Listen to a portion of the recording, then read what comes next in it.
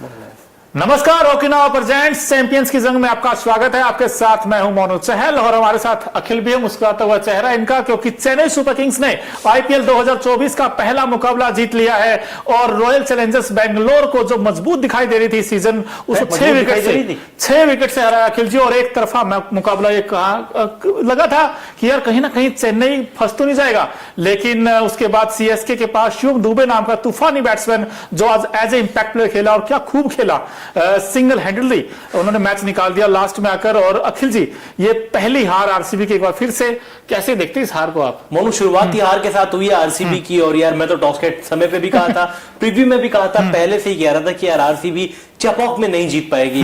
Toss के समय पर मैंने एक बात कही थी कि आपने टॉस जीता है, पहले बैटिंग करने जा रहे हो, लेकिन चिराग ने बड़ी अच्छी बात कही थी कि सेकंड इनिंग में आपको स्पिनर्स चाहिएंगे। आरसीबी की कमजोर कड़ी थी, उनके पास स्पिनर्स नहीं थे, वो उनके ऊपर भारी पड़ा। शिवम दुबे ने इंपैक्टफुल पारी खेली और लग रहा था हमको यार इंपैक्ट मतलब प्लेइंग लेवल में बंदा नहीं है, क्या इंजरी के चलते इंजरी कंसर्न को मौका नहीं मिला, लेकिन इंपैक्ट प्लेयर के तौर पर आए और आरसीबी की नींद उड़ा दी। यार देखिए, इस मैच को अगर आप देखोगे तो आरसीबी ने पहले टॉस जीता, उसके बाद बैटिंग करने का फैसला किया, टॉस उनके खेमे में आया, लेकिन उसके बाद आपको लगता है 173 रन इस विकेट के ऊपर, क्योंकि बैटिंग सरफेस विकेट था। जो फर्स्ट हाफ था उसमें तो बिल्कुल डोमिनेंस किया था बैट्समैनों ने, लेकिन सेकंड हाफ में जब चेन्नई सुपर किंग्स की बैटिंग स्टार्ट हुई तो वहां पर भी कुछ ठीक ठाक था। लेकिन भाई 11 से लेकर 16 ओवर के बीच अगर आप देखोगे अखिल जी, वहां पर गेंद थोड़ा फंस के आया था, उसमें सारे के सारे बैट्समैन थोड़ा स्ट्रगल कर रहे थे। लेकिन शिवम दुबे ने आते ही जो छक्के लगाए हैं, और शिवम दुबे को आप कैसे देखते हो? क्योंकि हम हमेशा देखते हैं कि भाई शिवम दुबे जब तक इस टीम के साथ हैं, ये टीम हार नहीं मानती, और आज भी उन्होंने मैच निकाल दिया। मुझे एक चीज सीएसके की बड़ी अच्छी लगी मोनू, आपने भी अगर गौर किया होगा, पहली ही बॉल से सेट होके आए थे, करेंगे या फिर मतलब पहली बॉल से मार के चलेंगे, वही कारनामा करके दिखाया। जिनके हराने ऋतुराज गायकवाड़, सचिन रविंद्र डेब्यू कर रहे थे, डेरिल मिचेल का सीएसके की जर्सी में डेब्यू था। आप देख लीजिए, रविंद्र जडेजा खुल के खेले, हर एक बल्लेबाज ने मैच्योरिटी दिखाई, खुल के अपनी क्षमताओं के हिसाब से कैलिबर के अकॉर्डिंग बल्लेबाजी की। मैसेज क्लियर था, आपको खुल के खेलना है, अटैक करना है, क्योंकि आरसीबी की कमजोर कड़ी उनकी बॉलिंग डिपार्टमेंट है। आप एक बार उनकी बॉलिंग डिपार्टमेंट को मतलब पहली बॉल से अगर अटैक कर दोगे ना, फिर आरसीबी मैच में आ ही नहीं पाएगा। वही इस मैच में देखने को मिला। आज भी ऐसा ही कुछ हुआ, क्योंकि ऋतुराज गायकवाड़, एक तरफ से ऋतुराज ने जिस तरीके से सिराज को जो चौके लगाए थे, वहीं से पता चल गया था कि मोमेंटम पूरी तरीके से सीएसके के पास है। और वैसे अगर आप देखोगे इस मैच को तो इसमें कई सारी ऐसी चीजें आपको दिखाई दी होंगी। जब टॉस जीतकर बैटिंग करने आई, वही फैफ ने जो बैटिंग की है आज अखिल जी, एक कहते हैं ना उड़ा के खेलने वाली बैटिंग थी उनकी। उन्होंने जो 35 बनाए थे, बड़े तेज खेले, लेकिन विराट कोहली का जो कमबैक हुआ है 2 महीनों के बाद, विराट थोड़ा फंसे फंसे खेले। उसके बाद मैक्सवेल भी जल्दी आउट हो गए। 173। मैं फिर से आपसे ये पूछना चाहता हूं कि भाई स्कोर थोड़ा था या ठीक था इस विकेट के ऊपर? 78 पे 5 होने के बाद तो स्कोर ठीक था। मैंने तो प्रेडिक्शन की थी शायद 148 की, आप हंस भी रहे थे मेरे ऊपर, बहुत हंस रहे थे। 148 मैंने बोला था, लेकिन 173 किए। इसकी पूरी कर्टसी जाती है अनुज रावत को, विकेट कीपर बल्लेबाज, युवा खिलाड़ी है, और उसके अलावा दिनेश कार्तिक, अनुभवी बल्लेबाज। जिस तरीके की उनकी बल्लेबाजी हुई, 95 रनों की साझेदारी, 78 पर 5 से लेकर 173 पर 5 तक आरसीबी को लेके जाना, तारीफ तो करनी बनती है। लेकिन फाफ डुप्लेसिस की आपने बात की, शुरुआत अच्छी दिलाई, पहले विकेट के लिए 41 रन जोड़े थे। उनमें जब फाफ डुप्लेसिस आउट हुए मोनू, कोहली ने केवल 2 या 3 बोली खेली थी। मतलब आप देख लीजिए, हर एक गेंदबाज के ऊपर चढ़कर खेल रहे थे, दबाव बना रहे थे। फाफ ने टीम को अच्छी शुरुआत दिलाई। उसके बाद मौका बनता था पाटीदार के पास, मैक्सवेल के पास, लेकिन शायद पाटीदार को लगा कि वो अभी भी इंग्लैंड सीरीज में ही खेल रहे हैं। बिल्कुल। और ये देखिए, ग्लैन मैक्सवेल आते ही आउट हो गए पहली गेंद पर ही, और उसके बाद फिर रजत पाटीदार। इस खिलाड़ी का क्या किया जाए भाई, जब इंडिया इंग्लैंड सीरीज थी वहां नहीं कुछ खास कर पाए, और आज जब यहां मौका मिला तो आज भी यहां पर मैं वही कह रहा हूं ना कि इनके जहन में शायद अभी भी वही चल रहा है कि मैं इंग्लैंड सीरीज खेल रहा हूं। विराट कोहली 2 महीने के बाद मैदान पर लौटे, 20 गेंद 21 रन, 1 छक्का, स्ट्राइक रेट 105 का, T20 क्रिकेट में 12,000 रन पूरे किए। अनुज रावत आरसीबी के लिए बड़ी अच्छी पारी खेली, 25 गेंदों में 48 नाबाद, 50 पूरी कर सकते थे, 4 चौके 3 छक्के, 192 का स्ट्राइक रेट, बड़ी शानदार पारी। मोनू, इस बल्लेबाज को लेकर हमेशा क्रिटिसाइज्म, पिछले सीजन में बड़ी इनकी वो हुई आलोचना की अच्छी शुरुआत नहीं देते, मिडिल ऑर्डर में बैटिंग का मौका भी मिलता था। डेरिल मिचेल आपके सामने 18 गेंदों में 22 रन, 122.22 का स्ट्राइक रेट। और ये दिनेश कार्तिक, अब देखिए दिनेश कार्तिक क्या फिर से कमबैक करना चाहते टीम इंडिया में, क्योंकि जिस तरह की बैटिंग उन्होंने की है भाई, आज 38 बनाए हैं 26 गेंदों पर, 78 पर 5 हो गया था आरसीबी उसमें बैटिंग करने और जो पार्टनरशिप हुई थी, एक वक्त तो ऐसा लगा था कहीं 200 ना बन जाए स्कोर, क्योंकि सिर्फ 29 गेंदों पर 73 रन जोड़ दिए थे इन दोनों ने मिलकर। हालांकि वो लास्ट ओवर को उस तरीके से फिनिश नहीं कर पाया अच्छा, लेकिन फिर भी 173 अच्छा टोटल था। 174 का टारगेट जब आप चेज करने जाते हो, खासकर रचिन रविंद्र, इनके ऊपर बड़ी उम्मीदें थी। 37 इन्होंने बनाए, 15 गेंदों का सामना किया, 3 चौके 3 छक्के लगाए। ये टिपिकल खेले जैसे इनका अंदाज है, कुछ ऐसी बैटिंग की। लेकिन उसके बाद फिर ऋतुराज गायकवाड़ अब जो कैप्टन थे, हमें लगा था कि अच्छी पारी खेलेंगे, लेकिन आउट हो गए। 15 गेंदों पर 15 बनाए, इनका विकेट यश दयाल ने लिया था।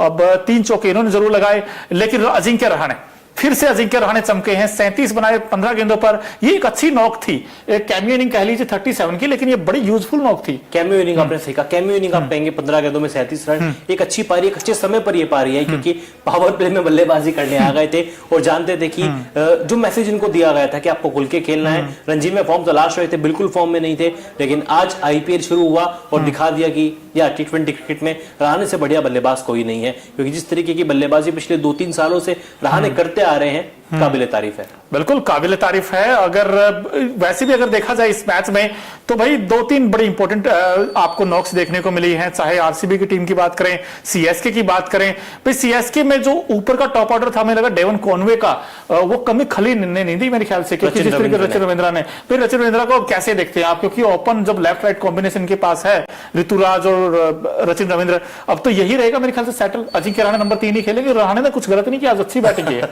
नहीं, अजिंक्य नंबर 3 ही खेलेंगे। पहले बल्कि मैं बड़ा सोच रहा था कि यार आपने ऑक्शन में रचिन को ले तो लिया, लेकिन आप खिलाएंगे कहां पे, क्योंकि आपके पास मोइन अली भी है और शायद धोनी मोइन अली को बाहर नहीं छोड़ेंगे। लेकिन अब तो डेवन कॉनवे बाहर हो गए, आज ओपन का मौका भी मिला। जिस तरीके से रचिन रविंद्र ने बल्लेबाजी की, पूरे सीजन के लिए उन्होंने अपनी कुर्सी पक्की कर ली है कि मैं ओपन करूंगा, गायकवाड़ के साथ ओपन करूंगा। और न्यूज़रूम में बात भी चल रही थी कि किसी का कहना था कि इस सीजन की खोज साबित होंगे रचिन रविंद्र आईपीएल 2024 की। बिल्कुल खोज साबित होंगे, लेकिन आप भाई 174 का टारगेट डिफेंड क्यों नहीं कर पाया आरसीबी में? आपसे सीधा सवाल पूछता हूं। और मुकेश जी ने भी यही सवाल पूछा है, वो कह रहे हैं कि आप 173 बना के भी कैसे हार गए? वही कैसे हार गए, और फिर जब आपके पास सिराज जैसा आपके पास गेंदबाज हो, ये आपने अपने सवाल का जवाब खुद दे दिया है मोनू। सिराज जैसा गेंदबाज हो यार, सिराज जैसा ही गेंदबाज है, बाकी टीम के पास क्या है?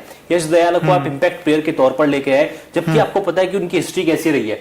जब से उनको 5 छक्के पड़े हैं, उसके बाद आईपीएल में उसकी काफी पिटाई हुई। डोमेस्टिक क्रिकेट में यूपी के लिए खेले, वहां पे काफी पिटाई हुई, विकेट्स के लिए बंदा तरस चुका है, जबकि दिल खोल के खिलाड़ी रन लुटा रहा है। आपने उस प्लेयर को इंपैक्ट प्लेयर बनाया। मेरे हिसाब से आरसीबी से सबसे बड़ी चूक वहीं पे हुई है। बिल्कुल। इसके अलावा और कोई क्या चूक हुई वो भी आप हमें बताते रहिए कमेंट्स बॉक्स में। लेकिन भाई एक स्पिनर कम तो नहीं था आरसीबी में? आपको लगता है कि जो एक हर किसी के पास राशिद खान है, कहीं पीयूष चावला है, इनके पास वो वैरायटी वाला गेंदबाज नहीं था? शायद वो थोड़ी मिसिंग लग रहा है इस बार पूरे आईपीएल में। इन्होंने वो लिया भी नहीं कोई गेंदबाज, छोड़ दिया। फ्रेंचाइजी की गलती है ना। ऑक्शन टेबल पे आप क्या सोच के जाते हैं? आप ऑक्शन टेबल पे सोच के जाते हैं कि हमारे जितने भी सीनियर प्लेयर हैं उनको निकाल देंगे, कोहली को रख लेंगे, फाफ को रख लेंगे, मैक्सवेल को रख लेंगे, बाकी सबको टाटा बाय बाय, यंगस्टर्स को लाएंगे और जीतने का दावा करेंगे। लेकिन हर बार ये दावा आरसीबी का फेल होता है। चिराग अगर ये लाइव सुन रहे तो बुरा मत मानना चिराग, लेकिन यार आपकी टीम में मुझे कोहली, मैक्सवेल और फाफ के अलावा और कुछ नजर नहीं आता। ये तीनों बड़े प्लेयर हैं, लेकिन ये तीनों आपको मैच नहीं जिता सकते। आपको बॉलिंग में भी कुछ ना कुछ करना पड़ेगा। अखिल जी को तो कुछ नहीं नजर आता, लेकिन हम जैसे फैंस जो क्रिकेट के होते हैं ना, उनको बहुत कुछ नजर आता है। तो वहां पर जब ये चेपॉक में मैच खेला गया तो कलरफुल मोमेंट इतने अच्छे आए वहां पर निकलकर। तो भाई एक नजर डालते हैं ओकिना of effective colourful moment of the day पर, जो आज के बड़े खास रहे थे। उसमें आप ऑडियंस देखिए, आरसीबी के फैन की तारीफ करनी पड़ेगी भाई। जहां भी मैच हो आरसीबी के फैन आपको नजर आएंगे। और ये अक्षय कुमार का आप देख रहे हो, उसके बाद ये थाला एमएस धोनी के फैंस भी आपको नजर आएंगे, आरसीबी के फैंस भी आए हुए थे, जिसमें आप देख सकते हैं ओकिनावा की स्कूटी हर एक कलर में आती है। वैसे कलरफुल मोमेंट हमको देखने को मिले ओकिनावा आईपीएल 2024 के पहले ही मैच पे थाला और चेन्नई में मैच और थाला के नाम के पोस्टर्स ना आए, थाला को सपोर्ट करने लोग ना पहुंचे, असंभव। आरसीबी के भी कुछ समर्थक थे, लेकिन कुछ ही थे। और लेकिन थाला की बैटिंग नहीं आई वैसे। थाला की बैटिंग नहीं आई, लेकिन वैसे ड्रेसिंग रूम में कोई बात नहीं, अभी पूरा सीजन है और धोनी अपनी बैटिंग से जरूर खुश करेंगे। हालांकि विकेट कीपिंग अच्छी की और मैं कहूँ कप्तानी भी अच्छी की, क्योंकि बार बार जिस तरीके से बॉलर्स को रोटेट करना, फील्डर्स को रोटेट करना। कप्तान ऋतुराज गायकवाड़ है, लेकिन मेरे लिए तो कप्तान एमएस धोनी है। बिल्कुल। लेकिन अगर आपसे ये पूछा जाए अखिल जी, इस मैच का टर्निंग पॉइंट क्या रहा था?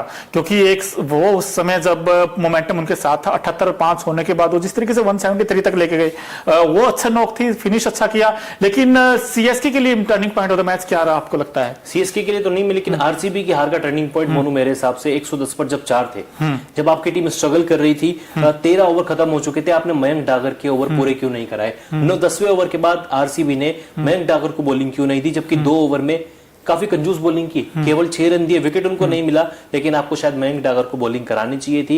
यहाँ पे आरसीबी ने गलती की, क्योंकि आपको पता है कि आरसीबी चेन्नई के मैदान पे सेकंड इनिंग में स्पिनर्स का बोलबाला देखने को मिलता है। करण शर्मा ने भी 2 ही ओवर डाले, हालांकि थोड़े महंगे साबित हुए, लेकिन मुझे लग रहा है कि फाफ डु प्लेसिस को अपने गेंदबाजों का सही तरीके से उपयोग करना नहीं आया। बिल्कुल उपयोग करना नहीं है। हालांकि देखिए सीएसके ने बड़ा अच्छा यूज किया गेंदबाजों का, और हम लोग जब कहते हैं ना टर्निंग क्या ऐसा रहा था, जब मेरी नजर में जो टर्निंग रहा था वो था जो गेंदबाजी की है खासकर सीएसके की टीम ने। इस बार देखिए पथिराना नहीं थे इस टीम में, लेकिन उसके बाद भी जो कमबैक किया है इस टीम ने, बार बार देखिए धोनी में कुछ तो है यार इस टीम में, क्योंकि हर किसी को स्टार बना देते हैं ये, भले ही नाम उतना बड़ा ना हो, लेकिन फिर भी इस टीम में है ना हर कोई ऐसा लगता है स्टार रखे जी, बिल्कुल, क्योंकि जिस तरह का परफॉर्मेंस वो करते हैं और ये टीम ऐसी यूनिटी और पोटेंशियल पर खेलती है। इसीलिए तो आप आइए एक नजर डालते हैं अखिल जी इस मैच के जो कहते हैं ना सेंटर ऑफ अट्रैक्शन क्या रहे थे इस पूरे मैच में। तो Okinawa effective player of the match पर नजर डाली जाए, जैसे ओकिनावा की स्कूटी कोस्ट इफेक्टिव है, ऐसे ही Okinawa effective player of the match मेरे लिए तो भाई यही है, क्योंकि 4 ओवर 29 रन दिए, और जिस तरीके मुस्तफिजुर रहमान ने बड़ी अच्छी गेंदबाजी की। हालांकि मुस्तफिजुर रहमान जिस तरीके के बांग्लादेश के लिए स्लो ओवर में गेंदबाजी करते हैं, वो जो यॉर्कर्स डालते हैं डेथ ओवर में, आज भी कुछ ऐसा ही काम किया उन्होंने। बल्कि मुझे डर था कि शायद ये खेलेंगे भी या नहीं खेलेंगे, क्योंकि अभी हाल ही में श्रीलंका के अगेंस्ट सीरीज में वो चोटिल हुए थे, आपने और मैंने उनकी रिपोर्ट बनाई थी, आपको याद होगा। लेकिन आज जिस तरीके से नजर आए, 4 ओवर की गेंदबाजी, लग ही नहीं रहा था कि 3 दिन पहले गेंदबाज को हैमस्ट्रिंग हुई है, खुल के गेंदबाजी की और 3 बड़े विकेट मोनू, कहने को तो 4 बड़े विकेट थे, लेकिन कोहली, रजत पाटीदार, क्योंकि पाटीदार का आईपीएल में बल्ला बोलता है इसलिए मैं बड़ा विकेट कहूंगा, उसके अलावा फाफ डु प्लेसिस, और फिर कैमरून ग्रीन 17.5 करोड़ में लिए यार, 4 बड़े विकेट चटकाए, केवल 29 रन दिए। ये मुस्तफिजुर रहमान, वैसे आंकड़े दिखा रहे हैं हम आपको, 4 ओवर में 29 रन दिए और 4 विकेट झटके हैं। हालांकि थोड़े से एक्सपेंसिव रहे, लेकिन जो इनकी जो खास बात थी, इनकी जो आर्ट है, उन पर उन्होंने स्किल पर काम किया है और गेंद थोड़ा आगे किया। इन्होंने बार बार बैट्समैन को खींच कर लेकर आ रहे थे कि भाई आप वाइड द क्रीज आपके आकर मारिए शॉट्स, लेकिन उसी में आरसीबी के बैट्समैन फंसते चले गए और 4 विकेट निकाले हैं। अब ये एक स्ट्राइक गेंदबाज बन गए इनके लिए, क्योंकि दीपक चाहर से बड़ी उम्मीदें रहती है, लेकिन दीपक चाहर कभी अंदर कभी बाहर, वो इंजरी का फैक्टर उनके साथ रहता है। लेकिन मुस्तफिजुर रहमान ने जिस तरीके की गेंदबाजी की है, कैसे देखते हैं अब इनके आने वाले अपकमिंग मैचेस में? अखिल यार पथिराना की कमी नहीं खलने दी, और सीएसके के पास अगर पथिराना ने पिछले सीजन जो काम किया था ना, शुरुआत में पावर प्ले में बॉलिंग करना, डेथ ओवर्स में आके 2 ओवर डालना, वो काम को अभी तक बखूबी मुस्तफिजुर रहमान ने निभाया है। हालांकि डेथ ओवर में थोड़ी पिटाई हुई, जहां पे अनुज रावत और दिनेश कार्तिक ने उनके खिलाफ रन बनाए, लेकिन ठीक है, पहला मैच था, 4 विकेट भी उनके खाते में आए। आने वाले मैचेस में कॉन्फिडेंस बढ़ेगा, ऋतुराज गायकवाड़ का कॉन्फिडेंस बढ़ेगा जब उनको बॉलिंग देंगे, तो एक पथिराना की अभी तक कमी नहीं खली। बिल्कुल, लेकिन आरसीबी के पॉइंट ऑफ व्यू से देखा जाए अखिल जी, अब उनको क्या नया करना होगा, क्योंकि अब आगे आने वाले मैचेस में क्या उनको बॉलिंग चेंजेस कुछ करने पड़ेंगे, क्योंकि मजबूरी भी हो गई उनकी बॉलिंग में? करने तो पड़ेंगे मोनू। सबसे बड़ी बात तो ये कि अपने स्पिन डिपार्टमेंट को मजबूत करें, मजबूत लेकिन करना ऑप्शन नहीं है इनके पास, ऑप्शन नहीं है स्पिन ना, डिपार्टमेंट में काम इन्हीं से चलाना पड़ेगा आपको। करण शर्मा और मयंक डागर अगर थोड़े से एक्सपेंसिव साबित होते हैं, वो ये ना जो चहल को कॉन्फिडेंस दिया गया था, क्योंकि चहल भी इकोनॉमिकल थे, बहुत पिटाई होती थी, विकेट लेते थे, लेकिन आपने उनको मौका दिया बोले ओवर डालने का, उनको विकेट तब मिले। यहाँ पर आपको वो कॉन्फिडेंस मयंक डागर और करण शर्मा के ऊपर दिखाना पड़ेगा। फाफ डु प्लेसिस को भी गेंदबाजी पर थोड़ा काम करने की जरूरत है। अगले मैच में क्या लॉकी फर्ग्यूसन वापस आ सकते हैं इस टीम में? अलजारी जोसेफ की जगह, बिल्कुल, क्योंकि यार आप 3 प्लेयर को तो नहीं छोड़ोगे, आप फाफ को नहीं छोड़ोगे, कप्तान है यार ऑब्वियसली, उसके अलावा मैक्सवेल और कैमरन ग्रीन को इसलिए नहीं छोड़ सकते क्योंकि 17.5 करोड़ आपने इन्वेस्ट किए हैं,